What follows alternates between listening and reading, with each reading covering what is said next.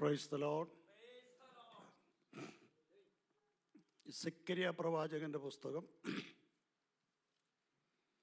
The prophetic book of Zechariah, 8-ാം അധ്യായത്തിന്റെ 18-19. chapter 8, verse 18 and 19. Zechariah 8, 18 and 19. ഞങ്ങളുടെ പരിശുദ്ധ കർത്താവേ, ഞങ്ങൾ അങ്ങേക്ക് നന്ദി കരയേറ്റുന്നു. തിരുസന്നിധിയിൽ കടന്നു വന്നത് ഞങ്ങളുടെ ജീവിതത്തിൽ കർത്താവേ ദൈവിക വിടുതലിന് വേണ്ടിയാണെന്നുള്ള ബോധം ഞങ്ങൾക്ക് തന്നിരിക്കുന്നല്ലോ. അതിനുവേണ്ടി അങ്ങയുടെ കരങ്ങളിൽ ഞങ്ങളെ മുറ്റുമായിട്ട് ഏൽപ്പിക്കുന്നു. ഏഴയെ പൂർണ്ണമായി ക്രൂശിൻ്റെ മറവിൽ മറയ്ക്കും. ഈ കടന്നു വന്നിരിക്കുന്ന ജനത്തിന് കൊടുക്കുവാനുള്ളത് കർത്താവേ, അടിയൻ്റെ മേൽ തിരുമേനി വെളിപ്പാടായിട്ട് വചനമായിട്ട് ശക്തമായി വെളിപ്പെട്ടു വരേണ്ടതിന് ഞങ്ങൾ അങ്ങയോട് പ്രാർത്ഥിക്കുന്നു. എന്നെ സഹായിക്കുന്ന പ്രിയ സഹോദരനെയും അനുഗ്രഹിച്ച് പ്രാർത്ഥിക്കുന്നു. ജനത്തെ ഒന്നിച്ചിരുത്തും, പുത്രനെ മഹത്വപ്പെടുത്തും. യേശുവിൻ്റെ വിലയേറിയ നാമത്തിൽ തന്നെ ആമേൻ. നമ്മുടെ കർത്താവായ യേശു ക്രിസ്തുവിൻ്റെ വിലയേറിയ നാമം മഹത്വപ്പെടുമാറാകട്ടെ. വന്നിരിക്കുന്ന എല്ലാവർക്കും സായാഹ്ന വന്ദനത്തെ അറിയിക്കുന്നു. May the marvelous name of our Lord Savior Christ Jesus be lifted up. I bring greetings to all of you this evening. കഴിഞ്ഞ 20 വർഷമായിട്ട് ഞാൻ ഈ സഭയുടെ ഒരു അഭേദ്യമായിരിക്കുന്ന ബന്ധമുള്ള ആളാണ്. I am one that is a close well-wisher of this church for the last 20-some years. ഈ സഭ ലോക പ്രസിദ്ധമായിരിക്കുന്ന ഓർത്ത് ഞങ്ങൾ അഭിമാനം കൊള്ളുന്നു. We are proud that this church is well renowned around the world, and we praise God for that. നിങ്ങളുടെ ഈ പ്രാവശ്യത്തെ ഉപവാസ പ്രാർത്ഥനയിൽ ദൈവവചനവുമായി നിൽക്കാൻ കർത്താവ് ബലപ്പെടുത്തിയത് ഓർത്ത് ദൈവത്തെ സ്തുതിക്കുന്നു. Thanking God for giving me the strength to stand amongst you this evening in this fasting prayer with the word of God. ഞാൻ മുഖവര കുറച്ചില്ലെങ്കിൽ എൻ്റെ വചന ശുശ്രൂഷയ്ക്കുള്ള സമയം കുറവാണ്. If I have to reduce my preface and introduction because I know the time I have to share the word. ഞാൻ ഇങ്ങനെ പോയാൽ എനിക്ക് അരമണിക്കൂറേ പ്രസംഗിക്കാൻ കിട്ടത്തുള്ളൂ. If I go at this pace of introducing, I will only get 30 minutes to preach. വളരെ കാര്യങ്ങൾ ദൈവാത്മാവിൻ്റെ ഉള്ളിൽ തന്നിട്ടുണ്ട്. അത് നിങ്ങളുമായി ചുരുക്കമായി പങ്കുവയ്ക്കുവാൻ ആഗ്രഹിക്കുന്നു. There's a lot that the Spirit of the Lord has laid in my heart, and I pray that I'll be able to share all of it briefly to you tonight. കഴിഞ്ഞ ചില വർഷങ്ങളായിട്ട് ഉപവാസത്തിൻ്റെ പ്രാധാന്യം എന്താണെന്ന് തിരുവചനത്തിൽ നിന്ന് മനസ്സിലാക്കുവാനും അത് പാലിക്കുവാനും കർത്താവ് ഞങ്ങൾക്ക് കൃപ തരുന്നു. The Lord has been strengthening us to understand the significance of fasting from the word of God and to apply that in our lives as a family as well. നമ്മളെ എല്ലാവരെയും രക്ഷിച്ചത് കർത്താവായ യേശു ക്രിസ്തുവാണ്. പരിശുദ്ധാത്മാവിനാൽ നമ്മെ മുദ്രയിട്ടു. പക്ഷെ വിജയകരമായ ജീവിതം നയിക്കണമെങ്കിൽ ഉപവാസം വളരെ അത്യാവശ്യമുള്ളതാണ്. We are all saved by the Lord Christ Jesus our Savior. We are sealed by the Holy Spirit, but to lead a practical and successful Christian spiritual life, we need to fast and pray. വിശുദ്ധ ബൈബിളിലെ അതിപ്രധാനം അർഹിക്കുന്ന ഒരു വിഷയമാണ് ഉപവാസം എന്ന് പറയുന്നത്. Fasting is one that requires great significance and importance in the Holy Scriptures. നമ്മളെ എല്ലാവരെയും സംബന്ധിച്ചിടത്തോളം ഏറ്റവും ഇഷ്ടമുള്ള കാര്യമാണ് ഉപവാസം. As far as we are concerned, something that we really like is fasting. ഡോക്ടറുടെ അടുത്ത് ചെന്ന് കഴിഞ്ഞാലും സഭയിൽ ചെന്ന് കഴിഞ്ഞാലും ഉപവാസത്തെക്കുറിച്ച് ധാരാളം കേൾക്കാറുണ്ട്. We hear quite a bit both inside the church from the pastor and also in our doctor's office from our physicians as ഇവിടെ well. വന്നിരിക്കുന്ന ആർക്കും ഉപവാസത്തോട് വിരോധമില്ല എന്നുള്ള കാര്യം എനിക്കറിയാം. I know that nobody here is against the idea of fasting. നമ്മളെല്ലാവരും പറയുന്ന ഒരു കാര്യമുണ്ട്, എനിക്ക് ഉപവാസം ഏറ്റവും ഇഷ്ടമാണ്, ഞാൻ ഉപവസിക്കുന്നുണ്ട് വിശക്കുന്നത് വരെ. We all quite often say that we are totally fine to fast until we get hungry. എന്നാൽ വിശുദ്ധ ബൈബിൾ ഉപവാസത്തെക്കുറിച്ച് പറഞ്ഞിരിക്കുന്നത് മനസ്സിലാക്കുമ്പോൾ നമുക്ക് ഉപവാസം അത്യന്താപേക്ഷിതമാണെന്ന് മനസ്സിലാക്കാൻ തക്കോണം കഴിയും. But when we understand the importance of fasting in light of the word of God, we realize that it is something that is inevitable and something we cannot avoid and essential in our life. കേരളത്തിലെ ഒരു ആയുർവേദ വൈദ്യൻ ഇങ്ങനെയാണ് പറഞ്ഞത്, 3 നേരവും ആഹാരം കഴിക്കുന്നവൻ ദ്രോഹി. An Ayurvedic doctor in India apparently said it this way: a person who eats 3 meals a day is a drohi, is a totally horrible person, man. എല്ലാം നിങ്ങൾ ചിരിച്ചപ്പോൾ കാര്യം പിടികിട്ടി. You have understood the depth of what he's trying to say. നമ്മളൊക്കെ അതിൻ്റെ അകത്താണോ അല്ലയോ എന്നുള്ളത് പിന്നീട് ചിന്തിക്കുക. We can think later if we fall in that category or not. 2 നേരം ആഹാരം കഴിക്കുന്നവൻ രോഗി. One who eats twice a day is physically sick. 1 നേരം ആഹാരം കഴിക്കുന്നവൻ യോഗി. One who eats just 1 meal a day is like a saint. വിശുദ്ധ Bible പരിശോധിക്കുമ്പോൾ വളരെ ശക്തമായ രീതിയിൽ നമുക്കൊരു പ്രബോധനം തന്നിട്ടുണ്ട്, നമ്മൾ breakfast കഴിക്കരുതെന്ന്. When you understand the scriptures, it gives us a clear understanding that we are not supposed to eat breakfast. നമ്മുടെ ഈ നാട്ടുകാർക്ക് ബ്രേക്ക്ഫാസ്റ്റ് ഏറ്റവും പ്രധാനപ്പെട്ടതാണ്. For us, something very important is breakfast. എന്നാൽ ബൈബിൾ അതിനോട് യോജിക്കുന്നില്ല. But apparently the Bible does not align with that. സഭാപ്രസംഗയുടെ പുസ്തകം 10-ാം അധ്യായത്തിന്റെ 16-ാമത്തെ വാക്യത്തിലാണ് ആ കാര്യം കാണുന്നത് എനിക്ക് തോന്നുന്നു. We see that in Ecclesiastes chapter 10 verse 16 is what I believe. 16-ഉം 17-ഉം വാക്യങ്ങള് നമ്മള് ജീവിതത്തിൽ പാലിക്കുന്നുണ്ടോ എന്ന് പരിശോധിക്കണം. ബാലനായ രാജാവും ആദികാലത്ത് ആഹാരം കഴിക്കുന്ന പ്രജകളുമുള്ള ദേശമേ നിനക്ക് അയ്യോ കഷ്ടം. Ecclesiastes 10:16 says, "Woe to you, O land, whose king is a lad and whose princes feast in the morning."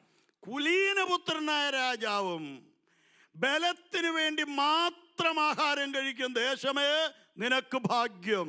O you royal, blessed are you, O land, whose king is of nobility and whose princes eat at the appropriate time for strength and not for drunkenness. അപ്പൊ national vice ആയിട്ടാണ് ഈ പുസ്തകം ഇതിനെക്കുറിച്ച് പറഞ്ഞിരിക്കുന്നത്. This book apparently addresses this as a national vile or wrong thing to be done. വിശുദ്ധ ബൈബിളിൽ ഉപവാസത്തെക്കുറിച്ച് പറഞ്ഞിരിക്കുന്ന ആദ്യത്തെ വാക്യം എവിടെയാണെന്ന് നിങ്ങൾക്ക് അറിയാമെന്ന് ഞാൻ വിചാരിക്കുന്നു. I am assuming that you probably already know where the word fasting is first mentioned in the scriptures. അറിയാൻ പാടില്ലെങ്കിൽ നിങ്ങളത് കേൾക്കുമ്പം ഹൃദയത്തിൽ സംഗ്രഹിക്കണം, അതിൻ്റെ പ്രാധാന്യം മനസ്സിലാക്കണം. If you do not know, when you hear it now being mentioned, I hope you will pay attention to it. ലേവ്യ പുസ്തകം 16-ാം അധ്യായത്തിന്റെ 29-ാമത്തെ വാക്യം. Leviticus chapter 16 verses 29. ഇത് നിങ്ങൾക്ക് എന്നേക്കുമുള്ള ചട്ടമായിരിക്കണം. This shall be a permanent statute for you. 7-ാം മാസം 10-ാം തീയതി ആത്മതപനം ചെയ്യണം. In the 7th month, on the 10th day of the month, you shall humble your souls. അതിൻ്റെ അത് ഉപവാസം എന്നൊരു വാക്യം ഇല്ലല്ലോ പാസ്റ്ററേ. You might be asking, Pastor, it doesn't mention the word fasting. ശ്രദ്ധിച്ച് വായിച്ചു കഴിയുമ്പോൾ അതിൻ്റെ കാര്യം പിടികിട്ടും. When you read carefully, you will understand. നമ്മുടെ ഈ പറഞ്ഞിരിക്കുന്ന പ്രസ്താവന യഹൂദൻ്റെ പൊളിറ്റിക്കൽ കലണ്ടറിലേതാണ്. റിലീജിയസ് കലണ്ടറിൻ്റെ അകത്ത് പറഞ്ഞിരിക്കുന്ന 1-ാം മാസം 1-ാം തീയതി ആത്മതപനം ചെയ്യണം. This might be more from a political calendar perspective, but when you understand from the religious calendar, it clearly mentions that you fast on that particular month, on that particular day. ഉപവാസത്തിന് ഏറ്റവും ആപ്റ്റായിരിക്കുന്ന ഒരു പദമാണ് ആത്മതപനം ചെയ്യുക എന്ന് പറഞ്ഞിരിക്കുന്നത്. A very synonymously used and much apt word for the word fasting is to humble your souls. Afflict yourself. കാര്യം പിടികിട്ടെന്ന് ഞാൻ വിചാരിക്കുന്നു. I hope you understand what I'm trying to convey. നമ്മുടെ വല്യമ്മച്ചി വലിയ രുചിനോട്ടക്കാരത്തിയായിരുന്നു. Our Amachi was somebody that was very into tasting food. ആ തള്ള ചെയ്ത ചതിയാണ് നമ്മളിപ്പോൾ എല്ലാം അനുഭവിച്ചുകൊണ്ടിരിക്കുന്നത്. That Amachi wanted to taste some food in a hurry, and that's what we are all suffering now. അതുകൊണ്ട് നമ്മൾ ആ കാര്യത്തെക്കുറിച്ച് വളരെ ഗൗരവമായിട്ട് കണക്കാക്കണം. So we have to be careful in our zeal to taste food quickly. അമ്മച്ചി ആ തെറ്റ് ചെയ്തുകൊണ്ട് എന്നാ പറ്റിയെന്നുള്ള കാര്യം നമുക്കറിയാം. You understand when that Amachi made a wrong move, what was the consequence of that? ദേഹം ദേഹി ആത്മാവിന് തകരാറ് പറ്റി. There was a problem to our spirit, soul, and body. തിന്നുന്ന നാളിൽ നീ മരിക്കും. It was said that when you eat that fruit, you will die. 2-ാം അധ്യായത്തിന്റെ 17-ാമത്തെ വാക്യമാണ് ഉൽപ്പത്തി. Genesis 2:17. അർത്ഥം എന്താ നിങ്ങൾക്ക് അറിയാമെന്ന് ഞാൻ വിചാരിക്കുന്നു. I'm sure that you understand the meaning of it. ദൈവിക ബോധമില്ലാതെ ജീവിക്കാൻ കഴിയുന്ന നിലയിലേക്ക് നീ എത്തിച്ചേരുമെന്നാണ് തിന്നുന്ന നാളിൽ നീ മരിക്കുമെന്ന വാക്കിന്റെ അർത്ഥം. The meaning of the word that when you eat you will die means that you will get to a place where you will not have a godly mindset. ഇന്ന് പകൽ തൊട്ട് ഈ സമയം വരെയും ദൈവ സാന്നിധ്യം അനുഭവിക്കാൻ എത്ര പേർ കഴിഞ്ഞിട്ടുണ്ട്? How many have been able to experience God's presence this evening while you are here? അത് വളരെ പ്രധാനപ്പെട്ട കാര്യമാണ്. It is a very important aspect. നമ്മുടെ കർത്താവ് ആ വ്യഥയുടെ നടുവിൽ നമ്മോട് പറഞ്ഞൊരു പ്രധാനപ്പെട്ട കാര്യമാണത്. That is one thing that the Lord spoke to us in the midst of that affliction.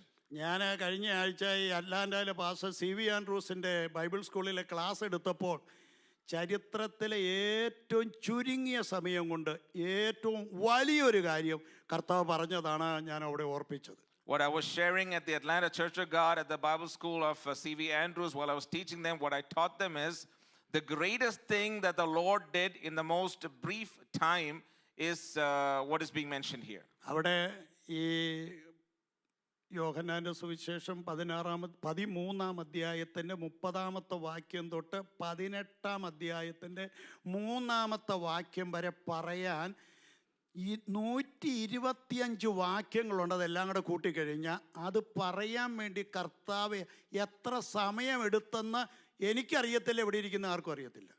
To summarize what Jesus shared from John 16:13 onwards all the way to John 18 towards the end is 13:30 onwards. From John chapter 13 onwards all the way to John 18 is approximately 125 words. How much time Jesus used to say that, you don't know and neither do I. അപ്പം ഭക്ഷിച്ച ശേഷം യൂദ ഇറങ്ങിപ്പോയി, അപ്പോൾ സന്ധ്യയായിരുന്നു. It was evening at that point after they had broken bread and ate, and Judas left the place. 18-ാം അധ്യായത്തിന് 3-ാമത്തെ വാക്യത്തിൽ യൂദ പോയിട്ട് എന്ത് ചെയ്തു? പട്ടാളത്തെയും ചേവകരിയുമായിട്ട് മടങ്ങി വന്നപ്പം കയ്യിലൊരു ടോർച്ചും ഉണ്ടായിരുന്നു. John chapter 18 verse 3, later we see that Judas, then having received the Roman cohort and officers, came here with lanterns, torches and weapons. അങ്ങോട്ട് പോയപ്പം ഇരുട്ട് ആരംഭിച്ചു, ഇങ്ങോട്ട് വന്നപ്പം ഒരു ടോർച്ചും കൈ പിടിച്ചുകൊണ്ട് വന്നു, നിലം കാണാത്ത പരുവത്തിനായി ഇങ്ങോട്ട് വന്നെന്ന്. When he left, it was just sunset, and when he came back, it was so dark that he couldn't even see the pavement, that he needed lanterns.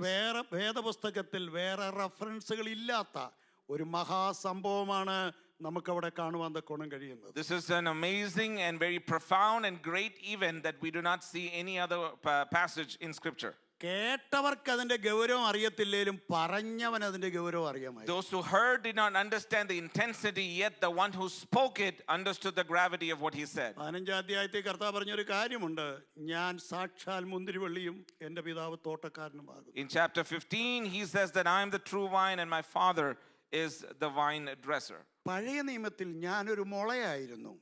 In the Old Testament I was more like a bamboo shoot. എന്നാൽ ഞാനിപ്പോൾ ഒരു ചെടിയായി മാറിക്കഴിഞ്ഞിരിക്കുന്നു. But now I have been transformed to a plant, a shoot.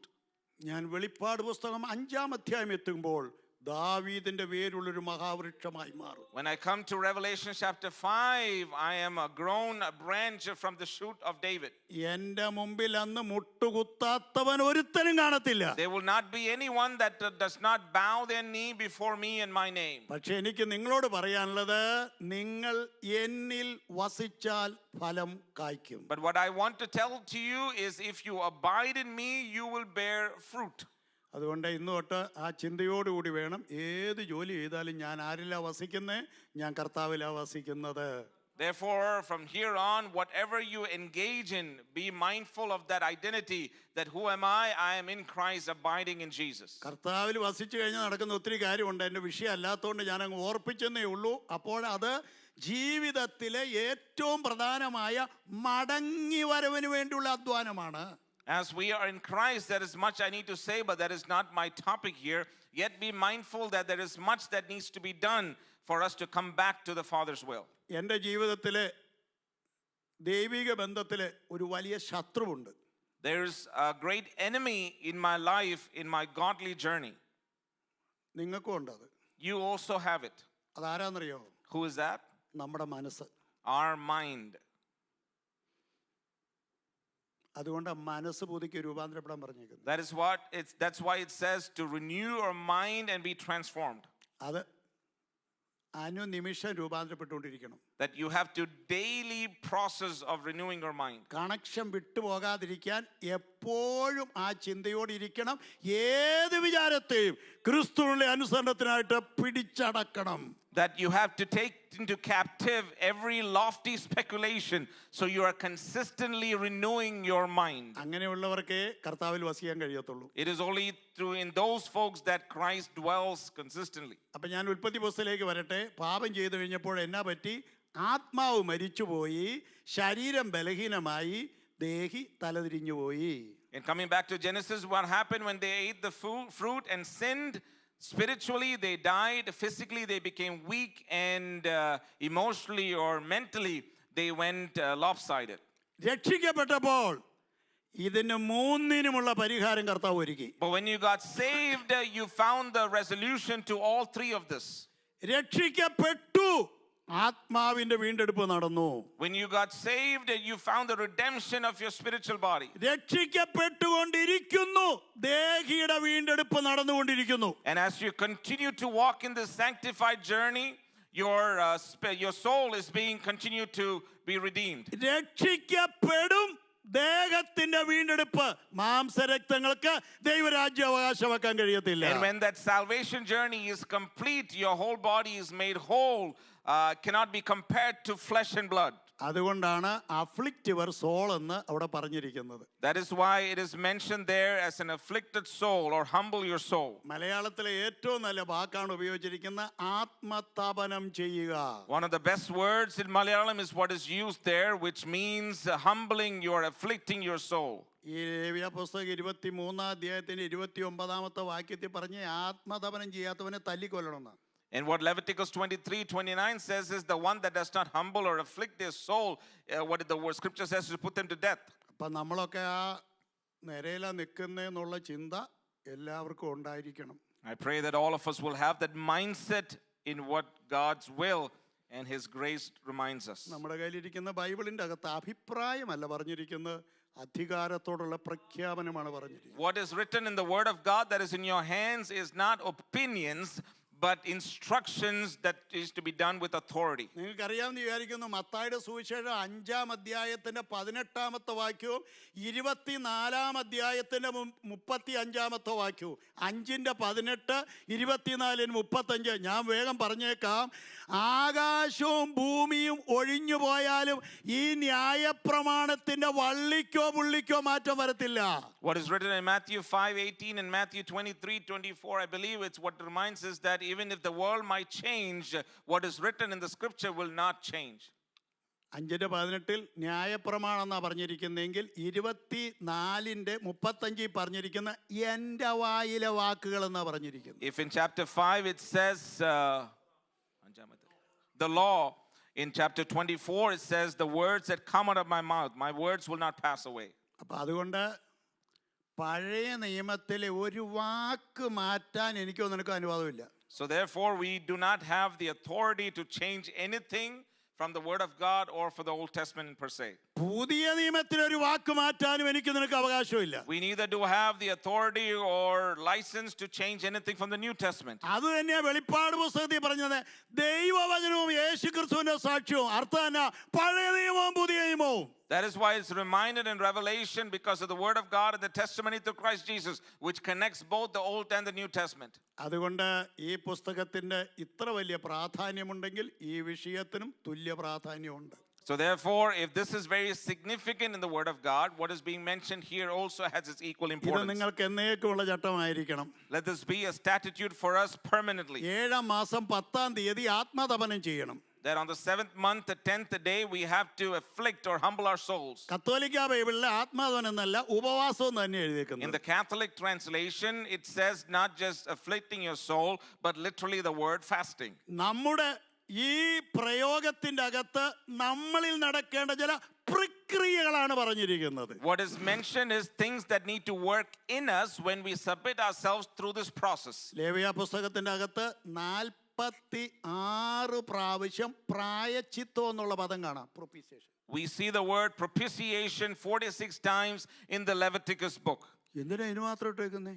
Why is it mentioned that many times? അതാ ഏറ്റവും വലിയ വിഷയം. That is the greatest topic. പ്രായശ്ചിത്തം എന്ന വാക്ക് ലേവ്യ പുസ്തകം 16-ാം അധ്യായത്തിന്റെ അകത്ത് 16 പ്രാവശ്യം കാണാം. Just in chapter 16 in Leviticus, it is mentioned 16 times, this very term. പ്രായശ്ചിത്തം എന്ന് വെച്ച് കഴിഞ്ഞാൽ കുപിതനായിരിക്കുന്ന ദൈവത്തെ തൻ്റെ പരമയാഗം കൊണ്ട് സമാധാനിപ്പിച്ചിട്ട് പാപിയായ എനിക്ക് നിനക്കും കർത്താവായ യേശുക്രിസ്തു ഒരുക്കി തന്ന നിത്യരക്ഷയാണ് പ്രായശ്ചിത്തം കൊണ്ട് സാധിച്ചെടുത്തത്. What we receive and obtain through atonement is God in His wrath letting it down, but giving His Son Christ Jesus with so much love and grace so that we are redeemed through Christ Jesus. That is what we receive, salvation through atonement. ലേവ്യ പുസ്തകം ഈ 16-ാം അധ്യായത്തിന്റെ 6 തൊട്ട് 8 വരെയും 21 വരെയും 21-ാം വാക്യം വായിക്കുമ്പം കാണാം മഹാപാപപരിഹാര ദിവസം 2 ആട്ടിൻകുട്ടിയെ കൊണ്ടുവരണം. We see that in the great day of atonement, we are supposed to bring 2 lambs. ഒന്നിനെ കൊല്ലണം, മറ്റതിനെ കൊല്ലരുത്. One has to be slain and the other needs to be let go. നമുക്കറിയാമല്ലോ യോഹന്നാന്റെ സുവിശേഷം 1-ാം അധ്യായത്തിൻ്റെ 29-ാമത്തെ വാക്യത്തിൽ 35-ാമത്തെ വാക്യത്തിലും യോഹന്നാൻ സുവിശേഷം 1-ന്റെ 29-ഉം 35-ഉം John chapter 1 verse 29 and 35. തൻ്റെ അടുക്കിലേക്ക് വരുന്ന യേശുവിനെ കണ്ടിട്ട് സ്നാപകനെ വിളിച്ചു പറഞ്ഞു, ഇതാ ലോകത്തിൻ്റെ പാപം ചുമന്നൊഴിക്കുന്ന ദൈവത്തിൻ്റെ കുഞ്ഞാട്. 35-ാമത്തെ വാക്യത്തിൽ പറഞ്ഞു, കടന്നു പോകുന്ന യേശുവിനെ കണ്ടിട്ട് ഇതാ ദൈവത്തിൻ്റെ കുഞ്ഞാട്. Looking at the one that is coming towards him, John the Baptist echoes in John 1:29, behold the Lamb of God who takes away the sin of the world, and then repeating himself in 36, behold the Lamb of God. അപ്പോൾ ലേവ്യ പുസ്തകം 16-ാം അധ്യായത്തിൻ്റെ 6-ാമത്തെ വാക്യത്തിൽ അറുക്കപ്പെടുന്ന കുഞ്ഞാട് കർത്താവായ യേശു ക്രിസ്തുവിൻ്റെ ഐഹിക ജീവിതത്തെ വിളിച്ചറിയിക്കുന്നു. Leviticus chapter 16 verse 6 reminds us of the literal incarnation of Christ Jesus and the life and mission that he will fulfill. ചുമ്മാ എളുപ്പത്തിനല്ല ദൈവപുത്രനും മനുഷ്യപുത്രനും എന്നൊക്കെ കർത്താവിനെ വിളിച്ചേക്കുന്നത്. It is not for some silly reason that Jesus is addressed as Son of God and Son of Man. അതിൻ്റെ ആഴം വളരെ വളരെ വലുതാണ്. The depth is very profound. ഇവിടെ 21-ാമത്തെ വാക്യത്തിൽ പറയാണ്, അസസ്സേലിന് വേണ്ടി ചീട്ട് വീണ ആട്ടിൻകുട്ടിയെ നിയമിക്കപ്പെട്ട ആൾ വശം മരുഭൂമിയിൽ ശൂന്യ സ്ഥലത്തേക്ക് അയക്കണം. The lamb that was assigned to Azazel should be put in and sent in a dry land for the appointed time for this very reason. കർത്താവ് കാൽവരി ക്രൂശിൽ എത്ര മണിക്കൂർ കിടന്നു? How many hours did Jesus lay on the cross?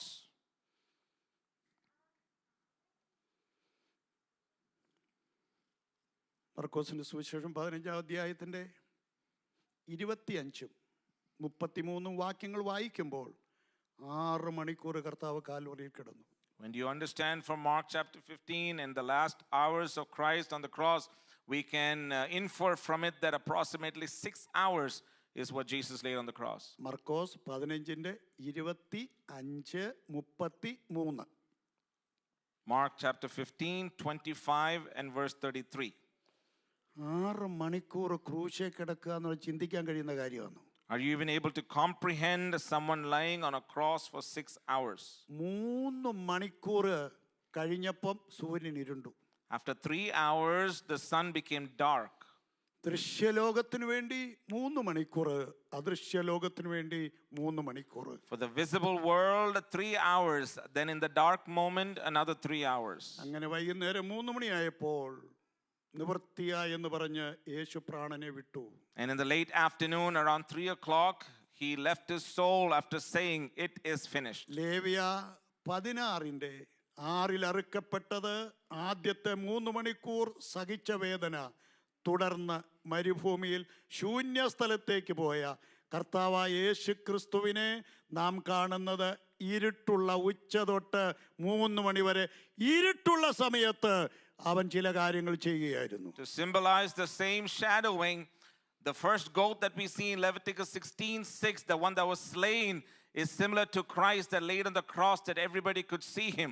And the next goat that was sent away alone in the desert is similar to Christ in the dark moments and the hours laying alone on the ഇത് cross. നമ്മുടെ ഹൃദയത്തിൽ ആഴമായി പതിയാൻ വേണ്ടിയിട്ടാണ് ഇതിന്റെ 16-ന്റെ 29 പറഞ്ഞത്, ഇതെന്നേക്കുമുള്ള ചട്ടമായിരിക്കണം. That is why it is reminded later in Leviticus 16:23 that this will be a permanent statute to you. നിനക്ക് വേണ്ടി അവൻ ചെയ്തു, അവൻ ചെയ്തത് നീ ജീവിതത്തിൽ അനുഭവിച്ചിരിക്കണം. What he has done on the cross that you shall experience forever, that you will remind yourself of the truth of the gospel of what Christ did. അപ്പൊ എന്താ ആത്മതപനം എന്ന വാക്കിന്റെ അർത്ഥം? So therefore, what does it mean to afflict your soul or humble your soul? Google search ചെയ്താൽ പെട്ടെന്ന് answer കിട്ടും. If you search on Google, you might receive an answer quickly. AI നോക്കിയാൽ കിട്ടുമെന്ന് എനിക്ക് തോന്നുന്നില്ല. I don't know if AI will help you in that. ഓക്സ്ഫോർഡിൽ ചെന്നാലും കിട്ടും.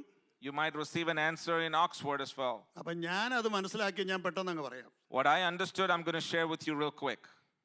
For the sin of commission and for the sin of omission, afflicting our soul, sitting at the presence of God, avoiding food. ചെയ്യേണ്ടത് ചെയ്യാൻ കഴിയാതെ പോയത്, ചെയ്യാൻ പാടില്ലാത്തത് ചെയ്തു പോയത്, ഇതിന് രണ്ടിനും വേണ്ടിയിട്ട് ആഹാരം വെടിഞ്ഞ് ദൈവസന്നിധിയിലിരുന്ന് നിലവിളിച്ച് കരയുന്നതിൻ്റെ പേരാണ് ആത്മതപനം. When you sit in the foot of God and repenting and lamenting and confessing of what things you have done in wrong, both in omission and commission, in letting go of food and submitting yourself to the will of God, is humbling or afflicting your soul. അതുകൊണ്ട് ഉപവാസം മാറ്റിവെക്കാൻ ഒക്കുമോ? So is fasting an option? ജീവിതത്തിൽ പ്രാബല്യമാക്കണമോ? Is this something that you have to put into practice in life? കാരണം ജീവിതത്തിൽ അതിജീവനം നടക്കണമെങ്കിൽ സമർപ്പണം ഉണ്ടെങ്കിലേ സാധ്യമാകൂ. Because in life, if you have to live an abundant life, you have to submit and surrender yourself, humble yourself. അതുകൊണ്ടാണ് ഉപവാസത്തെക്കുറിച്ച് ഇത്ര ഗൗരവമായിട്ട് മോശെ ഓർപ്പിച്ചത്. That is why Moses reminds us with so much gravity of the importance of fasting. നമുക്കറിയാം, പുറപ്പാട് പുസ്തകം 24-ാം അധ്യായത്തിൻ്റെ 18-ാമത്തെ വാക്യത്തിലും 34-ാം അധ്യായത്തിൽ 28-ാമത്തെ വാക്യത്തിലും മോശെ 2 പ്രാവശ്യം 40 ദിവസം ഉപവസിച്ചു. We see twice in the book of Exodus where Moses fasted. നമുക്ക് മോശയോട് എന്ന് ചോദിക്കാം, അങ്ങനെ ഉപവസിച്ചിട്ട് എന്നാ കിട്ടി? We could ask Moses, because you fasted like that, what did you get? ദൈവത്തിൻ്റെ വചനം അതിന് മറുപടി തരും. The word of God gives us a response to that. 3 വാക്യങ്ങൾ ഞാൻ പറയാം. I'll give you 3 verses. പുറപ്പാട് പുസ്തകം 11-ാം അധ്യായത്തിൻ്റെ 13-ാമത്തെ വാക്യം. Exodus chapter 11 verse 13. മിസ്രയീമ്യർ ഫറവോനും പ്രജകളും അവനെ മഹാശ്രേഷ്ഠനായി എണ്ണി. Egypt and Pharaoh and all of his home counted Moses as great. ഇവിടെ ഇരിക്കുന്ന ആരെങ്കിലും മഹാശ്രേഷ്ഠനാന്ന് എണ്ണണ്ട എന്ന് കരുതിയിരിക്കുന്നവരുണ്ടോ? Does any one of you do not want to be known to be great? നമ്മൾ തന്നെ പറയും, ഞാനാള് ചില്ലറ പുള്ളിയൊന്നും അല്ല. We don't wait for someone else to say that. We will just say about ourselves that we are great. നമ്മൾ പറഞ്ഞാൽ പോരാ, ഭാര്യയും പിള്ളേരും പറയണം, We should not just address ourselves. സഭക്കാർ പറയണം. Our own around us, our family, our spouse, the church should certify us. മഹാശ്രേഷ്ഠന്റെ opposite പദം എന്നാന്ന് അവരവർ ചിന്തിച്ചുകൊണ്ടാൽ മതി.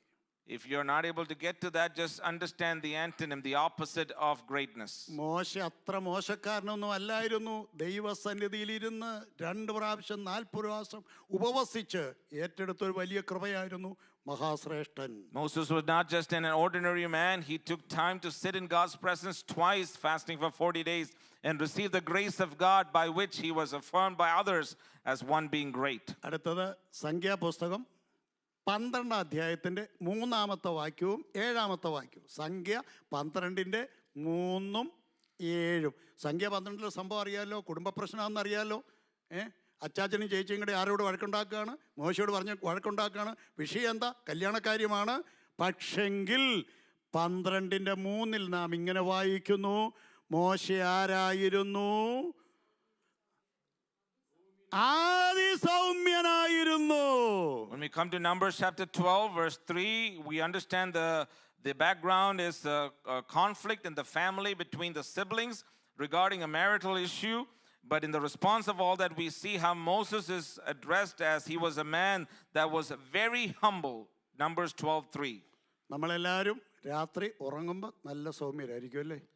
All of us, often when we sleep, we are very humble. പ്രിയമുള്ളവരെ, ദൈവം നമ്മെക്കുറിച്ച് ആഗ്രഹിക്കുന്ന പ്രധാനപ്പെട്ട കാര്യം അതിസൗമ്യരായിരിക്കുക എന്നുള്ളതാണ്. What God desires of us is to be very humble. ഇനി സംഖ്യ 12-ന്റെ 7-ാമത്തെ വാക്യം, സകലരിലും വിശ്വസ്തനായിരുന്നു. What we see in verse 7, Numbers chapter 12, is that he was also faithful in all. മഹാശ്രേഷ്ഠൻ, അതിസൗമ്യൻ, എല്ലാവരിലും വിശ്വസ്തൻ. Great among all, very humble and faithful among all. കഴിച്ച ആഹാരത്തിൻ്റെ ഗുണമല്ല, ജനിച്ച വീടിൻ്റെ ഗുണമല്ല, തമ്പുരാൻ്റെ മുമ്പാകെ ജീവിതം മനസ്സിലാക്കി ഉപവസിച്ച് ക്രമീകരണം പ്രാപിച്ചുകൊണ്ട് ലഭിച്ചതാണത്. It is not because of his title or the family that he was born into or how educated and smart, but what he spent time by fasting and letting go of food and being in God's presence and received from the grace of God is what was affirmed by these. ഇവിടെ ഇരിക്കുന്ന എല്ലാവരും സ്വർഗ്ഗത്തിൽ പോകേണ്ടവരാ. All of us seated here are meant to go to heaven. നമ്മുടെ എല്ലാവരുടെയും നിത്യവാസം സ്വർഗമാണ്. Our eternal abode is heaven. എന്നാൽ അവിടെ ചെല്ലുവാൻ തടസ്സമായ ജീവിതത്തിൽ എന്തെങ്കിലും ഉണ്ടെങ്കിൽ അതിനുള്ള പരിഹാരം ഇവിടെ വെച്ച് നേടിയെടുക്കണം. But if there's anything that is hindering us from getting to our eternal abode, we have to find ways to restore and address that while we are here on earth. രണ്ടാമത് ഉപവസിച്ചത് ഒരു അമ്മാമ്മയാണ്.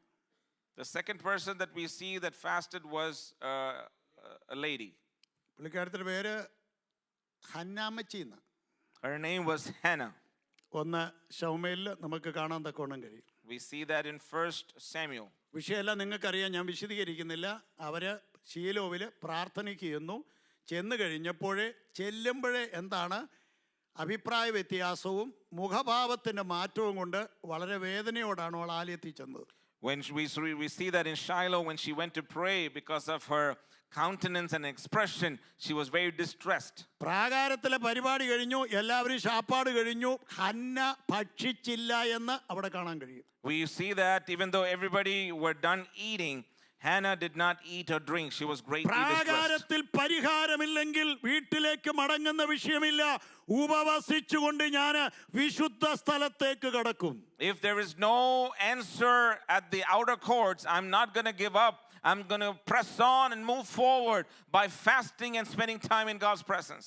വിശുദ്ധ സ്ഥലത്തിന്റെ വാതിൽപ്പടിക്കൽ കസേരയിട്ടുകൊണ്ട് ആരിയ്ക്കുകയാണ്? ഏലി പുരോഹിതൻ ഇരിക്കുകയാണ്. Now Eli the priest was sitting on the seat by the doorpost of the temple of the Lord. അവൾ എങ്ങനെയോ അപ്പച്ചന്റെ കണ്ണു വെട്ടിച്ച് അകത്ത് കയറി. Somehow, without the priest seeing, she entered further in.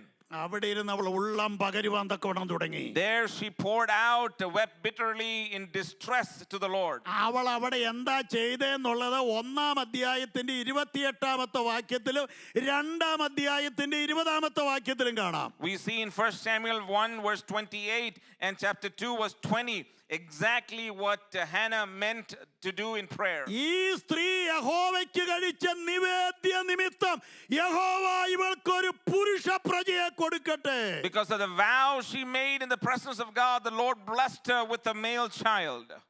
അവിടെ പറഞ്ഞിരിക്കുന്ന ഈ സ്ത്രീ യഹോവയ്ക്ക് കഴിച്ച നിവേദ്യം എന്നല്ല, the loan which the lady has lended. അവൾ യഹോവയ്ക്ക് ഏതോ ഒന്ന് വായ്പ കൊടുത്തു. It is addressed as the one that she dedicated to the Lord. ആ വായ്പ കൊടുത്തത് പ്രതീക്ഷയില്ലാത്ത ഗർഭപാത്രമായിരുന്നു. What she gave was a womb that had no hope to bear child. ആലയത്തിന്റെ ശൂന്യത മാറണം, ഇസ്രായേലിന്റെ ശൂന്യത മാറണം, എന്റെ ജീവിതത്തിലെ നരകയാതന മാറണം. ആലയത്തിൽ അതിന് മറുപടി ഉണ്ട്. അത് ഏറ്റുവാങ്ങിയേ ഞാൻ മടങ്ങി പോകത്തുള്ളൂ. The emptiness of the temple, the emptiness of the land, the emptiness of my life, to find the answer I come back to the temple, and I will only leave after I have obtained the response from God Almighty. ഈ 1 ശമൂവേൽ 2-ാം അധ്യായത്തിന്റെ 7 തൊട്ട് 10 വരെ ഒന്ന് വായിക്കണം.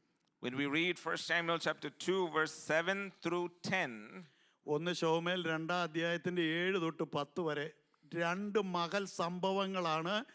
കർത്താവായി 3 മഹൽ സംഭവങ്ങളാണ്. അതിൻ്റെ അകത്ത് ഒന്ന് ഭൂമിയുടെ ആധാരങ്ങൾ എന്ന് വെച്ച് കഴിഞ്ഞാൽ അഖിലാണ്ടം മൊത്തം.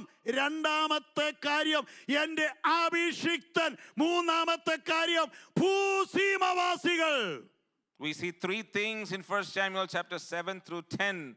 1 is the ends of the earth, 2 my anointed, and 3 all that live around the world. ഭൂസീമവാസികൾ എന്നുള്ള പദം ആദ്യം ഉപയോഗിച്ചത് കർത്താവിൻ്റെ ദാസനായ മോശയാണ്. 33-ാം അധ്യായത്തിന്റെ ആവർത്തനം 33:17.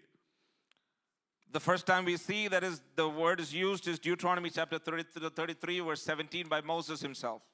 ഭൂസീമവാസികളാണ് നമ്മൾ കേട്ടോ. പീപ്പിൾ ഓഫ് ദി മാർജിൻ, ആരും കണക്കാക്കാതെ കിടന്നാരാണ് നമ്മെ തേടി കർത്താവ് കടന്നു വന്നു. God came after us. We were the one that were marginalized. യെശയ്യാവ് 45:21 അതാണ് കർത്താവിൻ്റെ ദാസനായ ഡേവിഡ് ലിവിങ്സ്റ്റനെ ആഫ്രിക്കയിലേക്ക് അയച്ചത്. ഭൂസീമവാസികൾ അവൻ്റെ മഹത്വം കാണണം. Isaiah 45:21 is the verse that inspired David Livingston to go to the ends of the world, those that are marginalized. ഉപവസിച്ച് പ്രാർത്ഥിച്ച ഹന്നാമ്മച്ചിക്ക് 3 വെളിപ്പാടാണ് കിട്ടിയത്. അതിൻ്റെ അകത്ത് ഏറ്റവും പ്രധാനപ്പെട്ടതാണ് യേശു ക്രിസ്തു അഭിഷിക്തൻ. The anointed one, the Lord, is one of the most important things of the revelations that Hannah received in her prayer time. എബ്രായ ഭാഷയിലെ മശിഹായും യവനായ ഭാഷയിലെ ക്രിസ്തുവും അഭിഷേകം ചെയ്യപ്പെട്ടവനെന്ന വാക്കിൻ്റെ അർത്ഥമാണ് പ്രവാചകനായി, പുരോഹിതനായി, രാജാവായി. The Hebrew word for anointed one in Hebrew is Messiah. In Greek is Lord. The anointed one is where we see who Lord was as prophet, priest, and the royal king. ഇതിൻ്റെ ഇടയ്ക്കൊരു ചോദ്യം ചോദിച്ചോട്ടെ, ആരും പിടങ്ങരുത്. ഇന്ന് Bible വായിച്ച ചോദ്യം എത്ര പേരുണ്ട്? Don't feel offended if I ask you personally, how many of you have read the word today? എത്ര വാക്യം വായിച്ചു? How many verses did you read? ഈ പോക്ക് പോയാൽ സ്വർഗത്തിൽ ചെല്ലുമ്പോൾ എന്ത് ചെയ്യും? If this is how we are heading, imagine what will be if we get to heaven. ഈ പുസ്തകം തുറക്കുന്ന വെളിപ്പാടി പറഞ്ഞേക്കുന്നേ അല്ലേ? The Revelation said that this book will be open. ചോദ്യം ചോദിക്കും, Questions will be asked. നാണിച്ചു നിൽക്കരുത്. Don't be embarrassed. സമയം തക്കത്തിൽ ഉപയോഗിക്കണം. Redeem your time wisely. എഫേസ്യർ 5:16, Ephesians chapter 5 verse 16. കൊലോസ്യർ 4:5, Colossians 4:5. ഇത് ദുഷ്കാലമാകിയാൽ സമയം തക്കത്തിൽ. Since these times are ending wild, redeem your time wisely. എല്ലാവർക്കും ചെവിയുണ്ടല്ലോ അല്ലേ? I hope all of you hear me. പറഞ്ഞാൽ കേൾക്കുമല്ലോ അല്ലേ? Would you listen to what I'm saying? വിശുദ്ധ Bible വായിക്കണം. Read the Holy Scriptures. വളരെ അത്യാവശ്യമാണ്. It is very important. ആരുടെ ഔദാര്യം വേണ്ട. You don't have to have any patronized responsibilities. നിങ്ങൾ പണത്തിൻ്റെ ദേശാംശം കൊടുക്കുന്നവരാണെന്നുള്ളതിൻ്റെ ഏറ്റവും വലിയ തെളിവ് ഞാനാണ്. എന്നാൽ സമയത്തിൻ്റെ ദശാംശം കൊടുക്കുന്നവരാണോ എന്നുള്ളതിൻ്റെ ഏറ്റവും വലിയ തെളിവ് നിങ്ങളാണ്. You should be the evidence that if you are giving the tithe of your time, I am the evidence of the tithe that you give financially as a minister of the gospel, but the tithe that you give of your time, you are responsible 24 for it. മണിക്കൂറിൻ്റെ ദശാംശം എത്രയാ? What is the 10th of 24 hours? 2 മണിക്കൂർ 40 minute ആണോ? Is it 2 hours and 40 minutes? രാവിലെ 80 minute, വൈകിട്ട് 80 minute, 40 minute Bible വായിക്കണം, 40 minute പ്രാർത്ഥിക്കണം. 80 minutes in the morning, 80 minutes in the evening. Split that 80 into 2. Read the word 40 minutes. Pray for 40 minutes.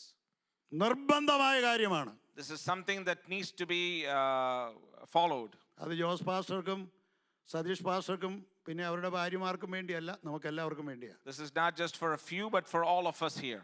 അഭിമാനത്തോടെ പറയണം, ഞാൻ Bible വായിക്കുന്നു. Say that with much boldness that you read the word. അയ്യോ, വാട്സാപ്പും ഫേസ്ബുക്കും ഒക്കെ നോക്കാൻ ഇരുന്നാൽ അറിയത്തില്ല. 3 മണിക്കൂറൊക്കെ ഇരുന്നാലും ഒരു വിഷമവും ഇല്ല. ബൈബിൾ വായിക്കാൻ കോട്ടുവ വരുന്നു, 100 ചിന്ത വരുന്നു. എന്ത് ബഹളമാ പ്രിയമുള്ളവരെ. When we get on social media, we don't even realize time is fleeing by 3 and more hours beyond that. But the moment you take the scripture in your hands, all of a sudden you're yawning, you have so many thoughts, you have no idea how time is so slow at this point. നിങ്ങളുടെ ഭാഷയ്ക്ക് അത്രയും ധൈര്യമായിട്ട് പറയാൻ ഒക്കത്തില്ല. ഞാൻ പിന്നെ വല്ലപ്പോഴും വരുന്നതുകൊണ്ട് തീർത്ത് പറയുകയാണ്, പാസ്റ്ററെ ഇവിടെ ഒരു ബുക്ക് വെക്കണം, സകല അച്ഛന്മാരെ അമ്മമാരെ കൊണ്ട് എഴുതിക്കണം, അവരുടെ പേജ് ഡിസംബർ 31 എടുത്ത് പ്രദർശിപ്പിക്കണം. Your pastor may have difficulty saying this, but I just come once in a while, so I'm going to tell you this very clearly and straight to you. I'm telling the pastor, put a book out there and have everybody write their names who are doing this obediently, and those names will be read out loud at the watch night service. നിങ്ങൾക്ക് വേണ്ടതെല്ലാം നൽകി തരാൻ കർത്താവിന്റെ ദാസന്റെ പ്രസംഗത്തിന്റെ അകത്ത് നടക്കത്തില്ല.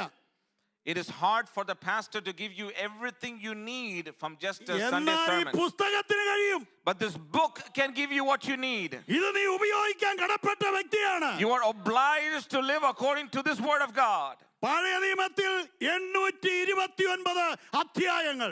In the Old Testament, there is 829 പുതിയ chapters. നിയമത്തിൽ 260 അധ്യായങ്ങൾ. In the New Testament, 260 chapters. 2 അധ്യായം വായിച്ചാൽ 130 ദിവസം കൊണ്ട് പുതിയ നിയമം തീരും. If you read 2 chapters a day, you can complete the New Testament in 130 days. 10 അധ്യായം വായിച്ചാൽ പഴയവനെ തീരും. And you do 10 chapters a day, you can complete the Old Testament. അവിടെ ചെന്ന് ജോർജ് മുള്ളറുടെ കൂടെ ധൈര്യമായിട്ട് നിൽക്കാം. Then you can stand alongside George Muller. ഇത് നിങ്ങളുടെ ചിന്തയ്ക്ക് വേണ്ടി വിടുന്നു. I'm just leaving this for a thought. കാരണം ദൈവാത്മാവ് ഉള്ളിൽ തന്ന് പറയാതെ പോയി കഴിഞ്ഞാൽ കർത്താവ് എന്നെ കൊങ്ങാക്കി പിടിക്കും. അതുകൊണ്ടാണ് ഞാൻ ഓർപ്പിച്ചത്. The Lord will hold me accountable if I don't share what He has laid in my heart. ആ പ്രിയപ്പെട്ടവളുടെ പ്രാർത്ഥന ശക്തിയേറിയൊരു വിടുതലായി ഇത് വ്യാപരിച്ചു. The prayer of that dear woman responded and ended up being a mighty outpouring and response of ഇനി anointing. 1 ശമൂവേൽ 7 അധ്യായത്തിന്റെ 6 വാക്യത്തിൽ വായിക്കുന്നു, മിസ്പയിൽ വെച്ച് ശമൂവേല് വെള്ളമൊഴിച്ച് കഴുകിയിട്ട് ഒരു ഉപവാസം പ്രഖ്യാപിച്ചു. And then we see in 1 Samuel chapter 7 verse 6 how Samuel declared a fast after drawing water and pouring it out before the Lord. മിസ്പയുടെ പ്രധാനം അറിയാമല്ലോ, ലാബാനുമായിട്ട് വിട പറഞ്ഞതായിരിക്കുന്ന കൽക്കൂമ്പാരമാണ് മിസ്പ എന്ന് പറയുന്നത്. പഴയതിനോടൊക്കെ വിട പറഞ്ഞെങ്കിൽ അവിടെ വെച്ച് വെള്ളം കോരി ഒഴിച്ച് ഉപവാസം പ്രഖ്യാപിക്കണം. Mizpah resembles the place where there was a pile of stone erected as a reminder of letting of all the past during Laban's time with Jacob. Same is resembled here when you come to a Mizpah moment in your life.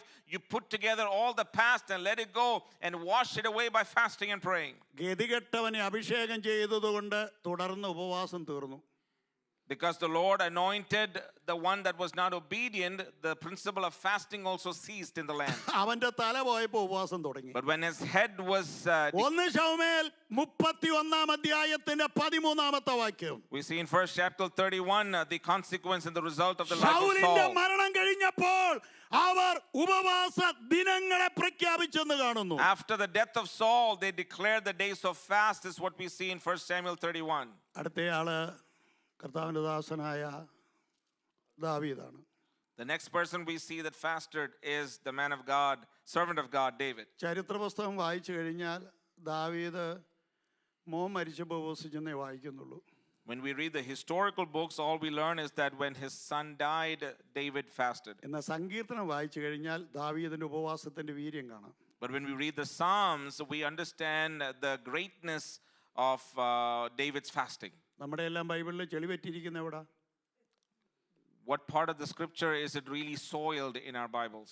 എൻ്റെ Bible എടുത്തു കഴിഞ്ഞാൽ ഈ സങ്കീർത്തന ഭാഗമൊക്കെ ഇരിക്കുന്നത് എങ്ങനെയാണെന്നറിയോ? ഈ മുറുക്കിയവൻ്റെ തുപ്പലും തെറിച്ച പോലെ ഇരിക്കുന്നത്. കാരണം ഇത് വെച്ചല്ലേ പിടിപ്പിച്ചുകൊണ്ടിരുന്നത്. ആ സങ്കീർത്തനത്തിൽ ഉപവാസത്തിന്റെ പ്രാധാന്യമുണ്ട്. There is importance in studying the Psalms. 35 സങ്കീർത്തനത്തിന്റെ 13 വാക്യം.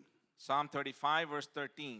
ഈ 35 സങ്കീർത്തനത്തിന്റെ ആദ്യത്തെ വാക്യമൊക്കെ വായിക്കുമ്പോൾ ദാവീദിനെ ഇട്ട് പൊരിച്ചവരുടെ ഒരു വലിയ നിര കാണാം.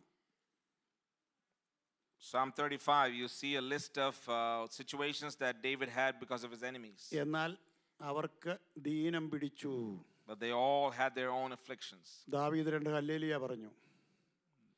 David responded, hallelujah. ഞാൻ അന്നേരം നിശ്ചയിച്ചതാ, എനിക്കിട്ട് പണിതാ കർത്താവിന് പണി കൊടുക്കുമെന്ന്. I realized that if someone does something against me, God will deal with that person. ഞാനോ നിങ്ങളോ പറയരുത്. But we should not say that. ഞാനോ അവർ ദീനമായി കിടന്നപ്പോൾ ഉപവസിച്ചു രട്ടുടുത്തു.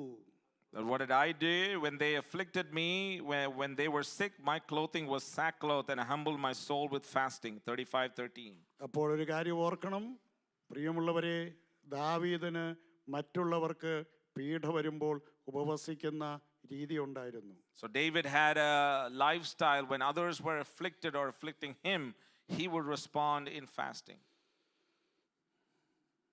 ഒരാൾ രോഗാന്ന് കേട്ടാൽ നമ്മൾ പറയും പ്രാർത്ഥിച്ചോളാം, എന്നാ ചൊളയാ. When someone says that they are ill, we respond saying we will pray. ദാവീദിന്റെ ജീവിതത്തിലെ പ്രത്യേകത, അവൻ ഉപവസിച്ചു. What was the importance in David's life? He fasted. ഇനി 69:10 എന്നെ എഴുതിയേക്കുന്നതെന്ന് നോക്കിക്കേ. ഞാൻ ഉപവസിച്ച് ആത്മത്താപനം ചെയ്തു. Psalm 69 verse 10, what does it say? It says that in my soul with fasting, I wept in my soul with fasting. കരയാറുണ്ടോ? കരയാറുണ്ടോ? കരഞ്ഞിട്ടുണ്ടോ? പണ്ടൊക്കെ കരയായിരുന്നു. We used to cry, but do we cry now in fasting and ഇപ്പം prayer? കരച്ചിലൊക്കെ നിർത്തി. We have stopped crying. 56:8 മറക്കരുത് കേട്ടോ. Don't forget 56:8. ഏതാ സങ്കീർത്തനം?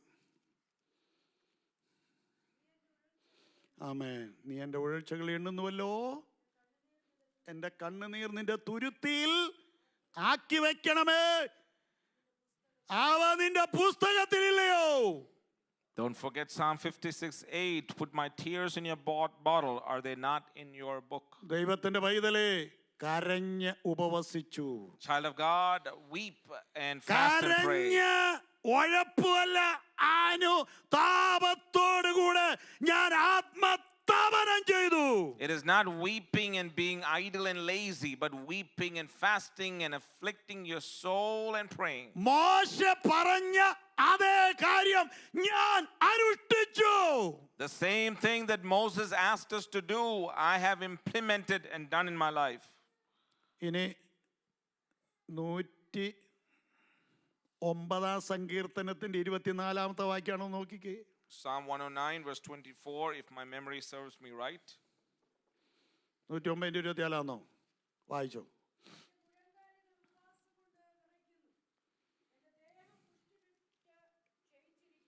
ചെവി ചെന്ന് ചോദിച്ചു, ദാവീദ് എത്ര ദിവസമായിരുന്നു അത്? If we ask David, how many days was that when you say, my knees are weak from fasting and my flesh has grown lean without fatness? Intermittent fasting എത്രയാ?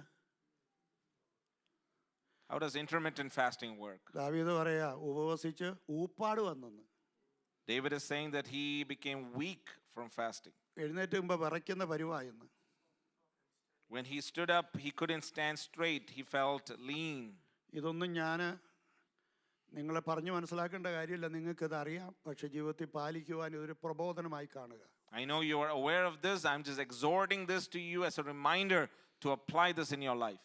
പഴയ നിയമത്തിലെ ഏത് പ്രയോജനപ്പെട്ട വ്യക്തി എടുത്താലും അവർ ഉപവസിക്കുന്നവരായിരുന്നു. Any person that was used by God in the Old Testament were all folks that fasted. നമ്മുടെ ജീവിതത്തിൽ ഉപവാസം വളരെ അത്യാവശ്യമുള്ള കാര്യമാണ്. Fasting is very important in our lives. എനിക്കിനി പഴയ നിയമത്തിൽ ഒത്തിരി പേരെ ചൂണ്ടിക്കാണിക്കാനുണ്ട്. I would like to mention many other personalities and characters in the Old Testament. അതെല്ലാം പറയാൻ സമയമില്ല. I don't have time to address all that. എന്നാൽ ചുരുക്കം ചിലരെ കാണിക്കാം. But I'll tell you a few. ആദ്യത്തെ ഒരാളാണ് കർത്താവിൻ്റെ ദാസനോട് പറഞ്ഞ എസ്ര എന്ന് പറയുന്ന പുള്ളി. Another person is the one that was mentioned by a pastor. The name is Ezra. ഒരു ചെറുപ്പക്കാരനായിട്ട് ഇസ്രായേലിൽ നിന്നു. പക്ഷെങ്കിൽ അവരുടെ പ്രവാസകാലത്ത് അവർ പഴയ ഏദൻ തോട്ടത്തിലേക്ക് പോയി, ഇറാഖിലേക്ക് പോയി. സ്തോത്രം. എങ്ങോട്ടേക്ക് പോയി? ബാബിലോണിലേക്ക് പോയി. This is a young man, Ezra, but later we see in the time of the exile of the people of Israel that they went back to the same land of Iraq or Babylon. സ്വന്തം ദേശത്ത് ആലയത്തിൽ ശുശ്രൂഷയായിരുന്നു. പക്ഷെ അവിടെ വന്നപ്പോൾ കിട്ടിയ പണി എന്നാണെന്നറിയോ? In his homeland, his job was to serve in the temple, but in the land of exile, what did he do? Euphrates Tigris നദികൾക്ക് irrigation canal ഉണ്ടാക്കുന്ന പരിപാടിയായിരുന്നു. What he was supposed to is building canals as part of the irrigation in the Euphrates River. ബുൾഡോസിന്റെ ഡ്രൈവറായിട്ടല്ല പോയത്, കൂന്താലി എടുത്ത് കിളച്ച് irrigation canal ഉണ്ടാക്കുമായിരുന്നു Ezra. He was not there as a driver operating heavy appliances, but he was there making canals. എനിക്കത് ഓർക്കുമ്പോൾ വിഷമമുണ്ടെങ്കിലും പിന്നെ ഒരു ആശ്വാസമുണ്ട്. എൻ്റെ ചേട്ടനാ എസക്കിയേൽ, പുള്ളി ആ പണി തന്നെയാണ്.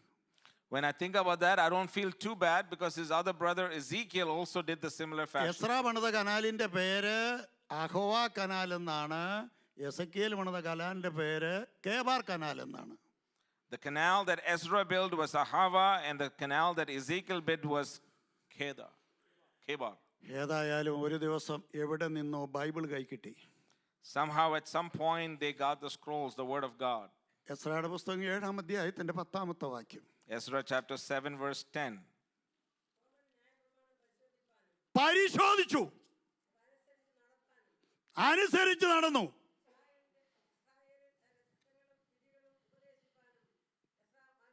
Praise the Lord. For Ezra had set his heart to study the law of the Lord and to practice it and to teach his statutes and ordinances in Israel. അമ്മമാരൊക്കെ വീട്ടിൽ മിക്കവാറും അവരുടെ പ്രധാനപ്പെട്ട സാധനം വയ്ക്കുന്ന ബൈബിളിലാണ്. Usually moms usually keep very important documents or things that is of high value inside the Bible ആരും അങ്ങോട്ട് തിരിഞ്ഞു നോക്കത്തില്ല, because no one is going to open it and take it. അല്ലേ? ഇങ്ങനെ ഒരു ഫ്രേസ് ഉണ്ട്, നിന്റെ പൊടി പിടിച്ച ബൈബിൾ കണ്ട് സാത്താൻ ചിരിക്കുന്നു, നിന്റെ ചെളി പിടിച്ച ബൈബിൾ കണ്ട് സ്വർഗം സന്തോഷിക്കുന്നു. There's apparently a phrase that says a Bible that is dusted and not touched is a point of laughter for the devil, but a Bible that is soiled and used very much is a reason for joy in heaven. അതുകൊണ്ട് he read the scriptures, he obeyed the scriptures, he taught the scriptures. അതാണ് എസ്രായുടെ ഈ പണിയുടെ ഇടയ്ക്ക് ചെയ്ത പണി.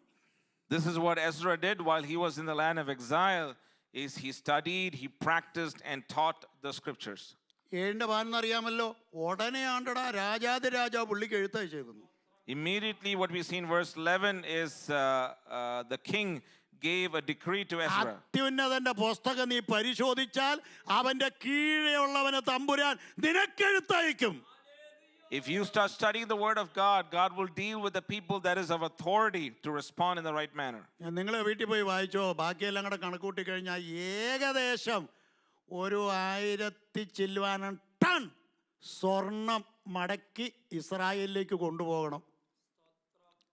We won't have time to read all that, but approximately what we infer is over 1,000 tons of gold had to be taken back to Israel. ഇങ്ങോട്ട് കൊണ്ടുവന്ന സ്വർണം ഒരെണ്ണം പോലും ഉപയോഗിക്കാൻ ഒത്തില്ല.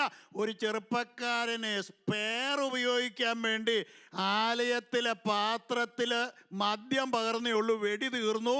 അതുകൊണ്ട് പറഞ്ഞു തൊട്ടുപോയേക്കരുന്ന് മാറ്റിവെച്ചു. അത് മുഴുവൻ മടക്കി കൊണ്ടുപോകാൻ വിശ്വസ്തനായ ഒരു എസ്രായെ കിട്ടി. Babylon and Nebuchadnezzar stole and exploited a whole lot of gold, but they could not use any. Instead, a young man, Ezra, all he did was to serve faithfully. And the moment he did so, God responded. And every single aspect of it, without enjoying it, had to be given back to the Israelites. അതായത് അർത്ഥം, he read it and he obeyed it. അപ്പൊ രാജാവിന് പിടികിട്ടി, ഇവനെ ഏൽപ്പിച്ച ഇവൻ ഇസ്കത്തില്ല, ഇവൻ ഒന്നും നഷ്ടമാക്കത്തില്ല, എത്തിക്കേണ്ടിടത്ത് എത്തിക്കും. The king realized that if I give it to this young man, he has shown and proven that he is faithful and loyal, and he will take it carefully without exploiting it back to Israel. ആർക്കെങ്കിലും ഉറക്കം വരുന്നുണ്ടോ? Anybody sleepy? വലത്തെ കൈകൊണ്ട് തൊടയിൽ നല്ലൊരു തിരുമ്മിരുമിക്കോ, ഒരു പ്രശ്നവുമില്ല. Use your right hand and give a nice massage to your leg, and it should be just fine. എല്ലാവരും ഇവിടെ ഉണ്ടല്ലോ അല്ലേ? Praise the Lord. എസ്ര 8:21 പുള്ളി ഒരു കാര്യം ചെയ്തു. ഏത് കനാലാണോ കുഴിച്ച് അവിടെ ഇരുന്നുകൊണ്ട് പുള്ളി ഉപവസിച്ചു. Ezra 8:21, you see the very canal that Ezra worked hard to build, at the very place he proclaimed a fast by the river of Ahava. ആ ഉപവാസം ചില്ലറ ഉപവാസമൊന്നും അല്ലായിരുന്നു. That fast was not any ordinary fast. ഒരു വലിയ ദൗത്യം നിറവേറ്റുവാനുള്ള ഉപവാസം. It was a fast to accomplish a great assignment. ഏതായാലും ആരും ആക്രമിച്ചില്ല, സുഖമായിട്ട് യെരൂശലേമിലെത്തി. No one attacked him. They got safely back to Jerusalem. 9-ാം അധ്യായം, എസ്ര 9-ാം അധ്യായം. വചനം അറിയാവുന്നവന് വചനം തെറ്റിക്കാൻ ഒക്കത്തില്ല. One who knows the word cannot go against the word. വചനം അറിയാവുന്നവന് ആരെങ്കിലും വചനം തെറ്റിച്ചാൽ അവന്റെ ചങ്ക് പൊട്ടും. One who knows the word, when he goes against the word, he will experience the violation in his heart. എസ്രായുടെ പുസ്തകം 9-ാം അധ്യായത്തിൽ ഇവിടുത്തെ ഉപവാസം കഴിഞ്ഞ് അങ്ങോട്ട് ചെന്നപ്പോൾ അവിടുത്തെ പരിപാടിയെല്ലാം കണ്ടപ്പോൾ എസ്ര ഉള്ള ഷർട്ട് വലിച്ചു കീറിയേച്ച് ഉപവസിക്കാൻ തുടങ്ങിയെന്നാണ് 9-ാം അധ്യായത്തിൽ വായിക്കുന്നത്. After fasting, when he got back to Jerusalem, when he saw the plight and situation of Israel and Jerusalem, he was broken and he tore his cloth and went back sitting in fasting. അവിടുത്തെ ഉപവാസത്തെക്കാൾ ചൂട് പിടിച്ചതാണ് ഇവിടുത്തെ ഉപവാസം. This fasting is a result of the earlier fasting where he got the anointing and the warmth from God. അവിടെ mixed generation ആയിരുന്നെങ്കിൽ ഇവിടെ chosen generation ആണ്. There when he fasted among a mixed generation, but now he is fasting among a chosen generation. Ezra കരഞ്ഞ് നിലവിളിച്ച് ഉപവസിക്കുവാൻ തക്കവണ്ണം കാരണമായി തീർന്നു. So now he wept and fasted earnestly among his own people. പെട്ടെന്ന് പറഞ്ഞ് ഞാൻ അവസാനിപ്പിക്കാം. Let me quickly wrap up my words. എസ്രയുടെ പുസ്തകം 10-ാം അധ്യായം നിങ്ങളൊന്ന് ശ്രദ്ധിച്ചു വായിക്കണം. When you read carefully Ezra chapter 10, ആത്മീയ പ്രമാണം ലംഘിച്ച് ലോക ജനതയെ വിവാഹം കഴിച്ച് ജീവിത വിശുദ്ധി നഷ്ടപ്പെടുത്തിയ പുരോഹിതൻ, ലേവ്യൻ, സംഗീതക്കാരൻ, പ്രമാണി ഇങ്ങനെയുള്ള 113 പേര് ആ വൈവാഹിക ജീവിതത്തിലെ തകരാറ് മാറ്റിയിട്ട് അവരുടെ ഈ ദൈവഹിതമല്ലാത്ത ഭാര്യമാരെയും മക്കളെയും പറഞ്ഞയച്ച് അവരേതായി മാറി? വിശുദ്ധ സമൂഹമായിട്ട് മാറി. as a means of cleansing, understanding the filth and the separation that was happening among the priests, among the Levites, among the musicians, among the officers and leaders, as a means of cleansing, let go of all the ones that were married from an unlawful and unholy manner, separated them and cleansed the city and the house of Israel. നെഹമ്യാവിന്റെ പുസ്തകം 1-ാം അധ്യായത്തിന് 3-ാമത്തെ വാക്യം അണ്ടളായിപ്പോൾ അവിടെ ഇരുന്നുകൊണ്ട് നെഹമ്യാവ് ഉപവസിക്കാൻ തക്കോണം തുടങ്ങി. Now we see Nehemiah fasting in Nehemiah chapter 1. ജനത്തിന്റെ ശുദ്ധീകരണം, ആലയത്തിന്റെ വിടുതൽ, ഈ വിഷയങ്ങൾക്ക് വേണ്ടി അവർ രണ്ടുപേരും വളരെ കണ്ണീരൊഴുക്കാനിടയായി തീർന്നു. Both of them wept very much because of the cleansing that was needed in the people and the deliverance in the temple. ഇവർക്ക് സമകാലീനരാണ് എസ്തേറിന്റെ പുസ്തകവും അതുപോലെ തന്നെ ദാനിയേലിന്റെ പുസ്തകവും. The book of Esther and the book of Daniel are contemporary to this very event that we just mentioned of Ezra and Nehemiah. തന്റെ ജനത്തിനെതിരായിട്ട് Haman ഒരുക്കിയ തന്ത്രത്തിനുള്ള മറുമരുന്ന് എന്നാണ്? ഉപവാസമാണ്. What is the resolution to the conspiracy that Haman did against Daniel? It was fasting. ഞാനും എൻ്റെ തോഴിമാരും ഉപവസിക്കും, നിങ്ങൾ ഉപവസിക്ക്, ദൈവം അത്ഭുതം പ്രവർത്തിക്കും. Me and my servants will fast, you shall also fast, and the Lord will give us the deliverance and healing.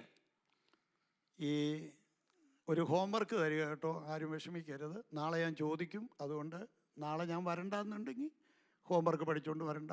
നിങ്ങൾ വരാതിരിക്കുമെന്ന് എനിക്ക് 1% പോലും വിശ്വാസമില്ല. അതുകൊണ്ട് ഈ എസ്തേറിന്റെ പുസ്തകം 9-ാം അധ്യായത്തിന്റെ 30-ാമത്തെ വാക്യം ഒന്ന് കാണാതെ പഠിക്കണം കേട്ടോ. I'm giving you a homework to study Esther chapter 9 verse 30. I am confident that you will not use this as an excuse not to come. I am confident that you will come. Therefore, please memorize Esther chapter 9 verse 30. ഞാൻ ഈ കഴിഞ്ഞ ദിവസം ഇങ്ങനെ ഈ സൂമിൽ പ്രസംഗം കഴിഞ്ഞപ്പോൾ എൻ്റെ മോൻ എന്നോട് ഒന്ന് പറഞ്ഞു, ഈ സൂമിലിരിക്കുന്നവരാരും മുമ്പിലിരിക്കുന്നവരല്ല, അവരെല്ലാം ഫോണിൽ, എന്തിനാ ഇത് മാത്രം വലിയ ഒച്ച വെച്ച് പ്രസംഗിച്ചെന്ന് ചോദിച്ചു. My son asked me one day after I was done preaching on Zoom, they said, none of these people on Zoom are sitting in front of you. They are all in front of their devices. Why are you screaming so loud? ഞാൻ പറഞ്ഞു, മോനെ, ആവേശം വന്നപ്പോൾ ശബ്ദം ഉയർത്തിയതാ, ആരോടും വിരോധം കൊണ്ടല്ല. I got excited and raised my voice. It is not I had anything against the people. Esther രാജ്ഞിയും യഹൂദനായ മൊർദെഖായിയും തങ്ങൾക്ക് ചട്ടമായതുപോലെ ഉപവാസത്തിൻ്റെയും കരച്ചിലിൻ്റെയും സംഗതികളെ തങ്ങൾക്കും സന്തതികൾക്കും ചട്ടമാക്കി. അർത്ഥം പിടി കിട്ടിയല്ലോ. ഞങ്ങൾ ഇന്ത്യയിൽ നിന്ന് വന്നവരാ, ഞങ്ങളുടെ പിള്ളേർ ഇവിടെ ജനിച്ചവരാ, ഇവരുടെ കൾച്ചർ വേറെയാ, അതുകൊണ്ട് പൊന്നു ഭാഷ ഞങ്ങൾ വേണം ഉപവസിച്ചാൽ പിള്ളേർ ഉപവസിക്കത്തില്ല, പറയാൻ പാടില്ല. എന്ത് തലമുറയായി ഉപവാസം അവർ പ്രഖ്യാപിച്ചു. They declared fasting irrespective of generation. I pray that you will not give an excuse that we came from India, we are used to fasting, but our children are born here, they don't understand these concepts. Instead of saying that, let us together in one accord, generation to generation, respond and understand the meaning of fasting and learn to obey it accordingly. ഉപവാസം ആത്മീയമായ ചില പോരാട്ടങ്ങൾ മാത്രമല്ല അഴിക്കുന്നത്. ഉപവാസം ഐഹികമായ നിലനിൽപ്പിനെ ചോദ്യം ചെയ്യുന്ന വളരെ ഗുരുതരമായ വിഷയങ്ങൾക്കും ഉപവാസം മറുപടി തരുന്നതാണ്. Fasting is not something that just gives you answers for spiritual deliverance, but it also gives you the strength and the grace to respond to existential concerns of your life on earth and giving you grounds to live your life practically. ദാനിയേലിന്റെ ഉപവാസം നമുക്കറിയാമല്ലോ. We know the fasting of Daniel. ഞാൻ correct ടൈമിൽ നിർത്തിക്കോളാം. I will stop at the right time. Daniel ആദ്യമൊക്കെ 1-2 ദിവസമൊക്കെ ഉപവസിച്ചോളൂ. At first, Daniel only fasted a few days. എന്നാൽ Daniel പിന്നീട് 21 ദിവസം ഉപവസിച്ചു. Then we see Daniel fasting for 21 days. Daniel ഉപവസിച്ചത് ഇസ്രായേലിന്റെ വിടുതലിന് വേണ്ടിയായിരുന്നു. Daniel fasted for the deliverance of Israel. കഴിഞ്ഞ കാലങ്ങളിൽ കടന്നുപോയ അഗ്നിശോധനയുടെ നടുവിൽ നിലനിർത്തിയൊരു പുതിയ തലമുറ ബലത്തോടെ നിൽക്കേണ്ടതിന് ഉപവാസം വളരെ അത്യന്താപേക്ഷിതമാണെന്ന് ദാനിയേലിന് മനസ്സിലാക്കുവാൻ തക്കോണം കഴിഞ്ഞു. Daniel realized the importance of fasting to make it through this situation of fire that he has to go through. The same God that helped the previous generation is faithful to guide me through. Daniel പ്രവചനത്തിന്റെ അകത്ത് ദൈവപുത്രനായ കർത്താവായ യേശുക്രിസ്തുവിനെ മുഖാമുഖമായി കണ്ടുകൊണ്ടാണ് Daniel ഉപവസിക്കാൻ തക്കവണ്ണം കാരണമായി തീർന്നത്. Daniel was able to fast by seeing face to face the very person that is mentioned as the Son of God, Christ Jesus. അത് മാത്രമല്ല, ദാനിയേൽ ഉപവസിച്ചപ്പോൾ ബൈബിളും വായിച്ചു. Not only that, when Daniel fasted, he also read the scriptures. Daniel ഉപവസിച്ചപ്പോൾ വായിച്ച ബൈബിളിലെ ഏത് ഭാഗമായിരുന്നു അറിയാവോ? Do you know what he read when he fasted? Daniel ഉപവസിച്ചപ്പോൾ വായിച്ചത് ബൈബിളിലെ യിരെമ്യാ പ്രവാചകന്റെ പുസ്തകമായിരുന്നു. Daniel read the prophetic utterances by Jeremiah. യെശയ്യാ പ്രവാചകന്റെ പുസ്തകത്തിന് 1290 വാക്യമുള്ളൂ. The book of Isaiah only has 1290 verses. എസെക്കിയ പ്രവാചനത്തിന് 1170 വാക്യമുള്ളൂ. Ezekiel has 1170 verses. യിരെമ്യാ പ്രവാചകന്റെ പുസ്തകത്തിന് 1312 വാക്യമുണ്ട്. Jeremiah has 1312 verses. യിരെമ്യാ പ്രവാചകന്റെ പുസ്തകമാണ് ദൈവത്തിന്റെ ദാസനായിരിക്കുന്ന ദാനിയേൽ വായിച്ചത്. Daniel read the book written by Jeremiah. എന്ന് വെച്ച് കഴിഞ്ഞാൽ പെട്ടെന്നൊന്നും ഊരി പിടിച്ചുകൊണ്ട് പാനൊക്കത്തിൽ യിരെമ്യാ പ്രവചനം തൊട്ടുപോയ. If you start Jeremiah, you're not going to end it anytime soon. യെശയ്യാ പ്രവചന 56 പേജേ ഉള്ളൂ, യിരെമ്യാ പ്രവാചകന് 60 പേജാ.